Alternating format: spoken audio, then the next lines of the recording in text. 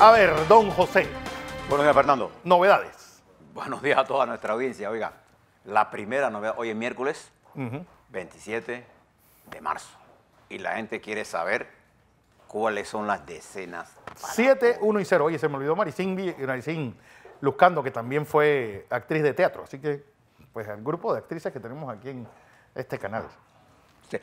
Bueno, hablando del teatro, Fernando, antes de entrar al tema central de la primera parte, de los temas centrales, el teatro es quizás una de las armas culturales más importantes para la formación de la conciencia ciudadana. Exacto. Y a mí me alegra mucho el despertar del teatro en nuestro país. Y debo añadir que tendríamos que darle un crédito extraordinario a la directora de Cultura del del municipio de Panamá, la señora Celderó, que ha hecho un trabajo extraordinario.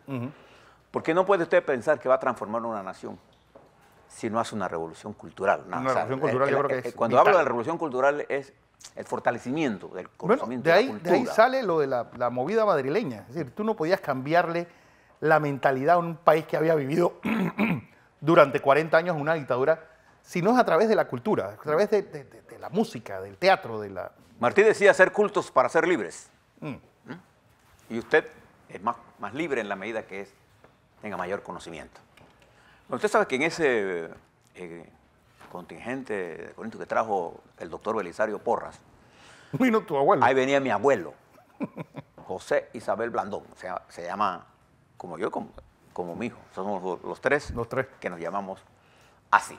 Ahí venía, de ese gran panameño, gran estadista, sí. Porque eso era lo que es el doctor Belisario Porras, un gran estadista. Oiga, algunas cosas que están pasando en el mundo.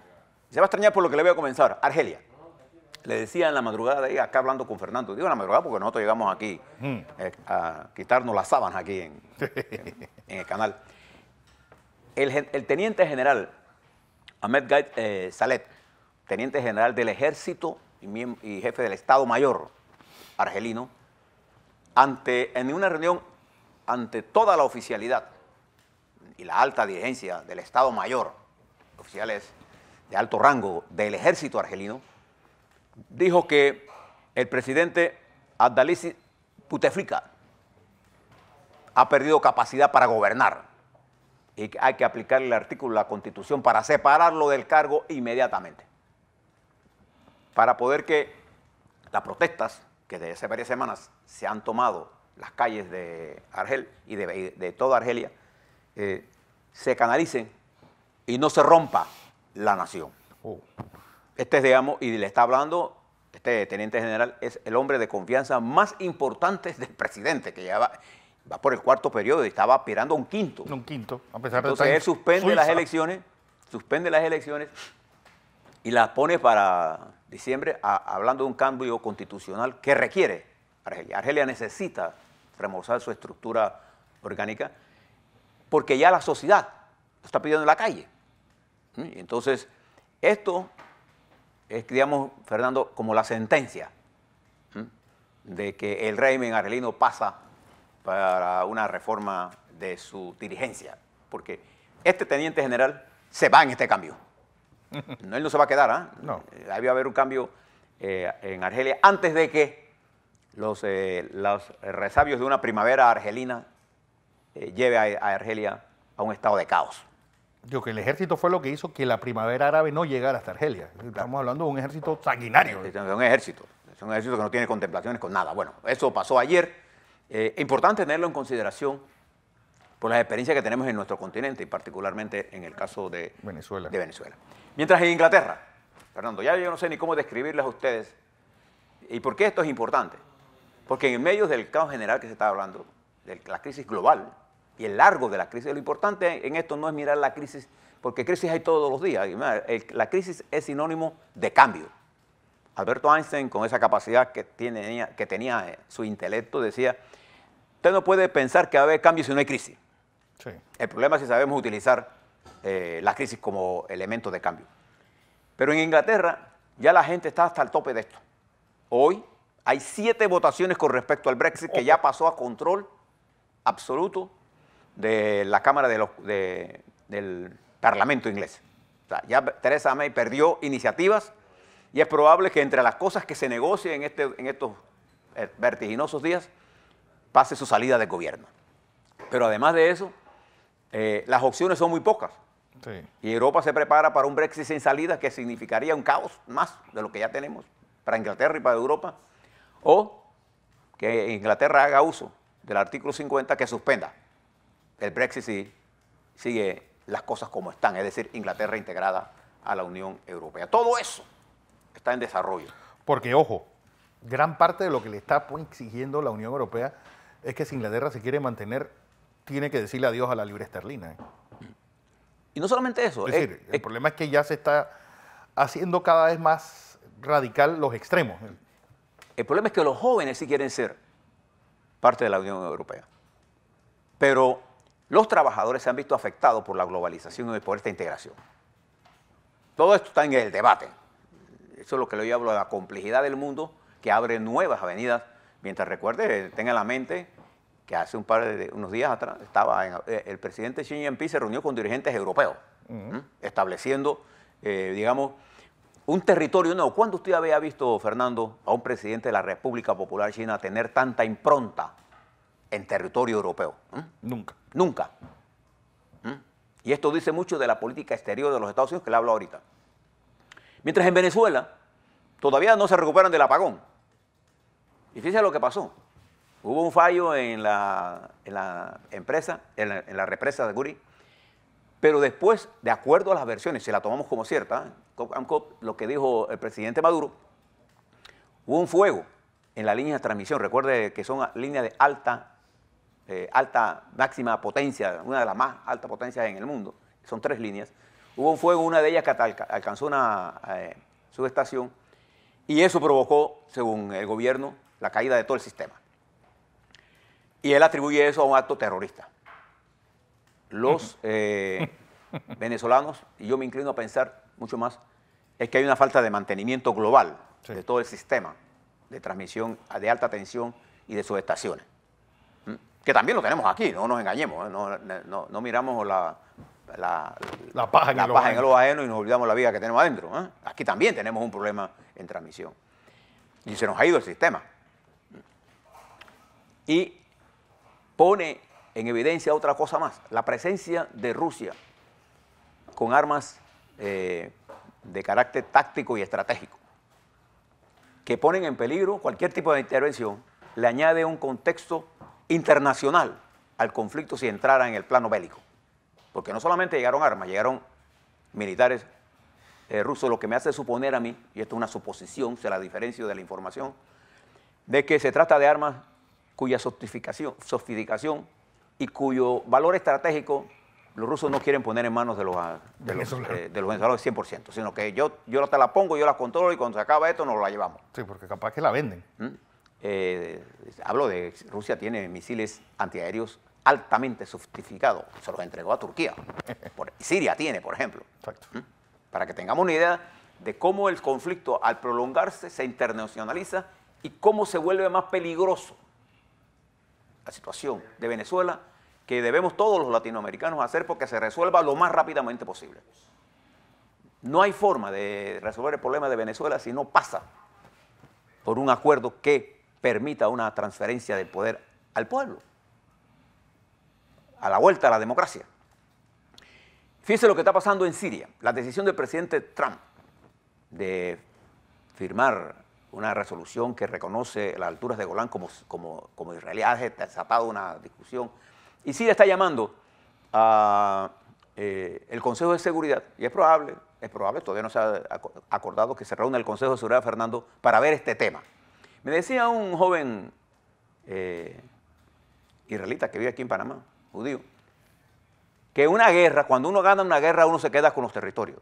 Bueno, si esa teoría de la guerra fuera cierta, tendríamos que respetar los territorios que ganó el fascismo. Eso no es cierto. Las guerras, aunque sean contra ti, no te dan y no te justifican quedarte con territorio de otros países. Esa teoría es una teoría que rechaza a la humanidad. Es más, de hecho, hay resoluciones de la ONU que establecen que esas alturas pertenecen a Siria. Yo soy particularmente defensor de la existencia del Estado de Israel y su derecho a convivir en paz y a su desarrollo. Pero también soy defensor de los derechos del pueblo palestino a tener su Estado.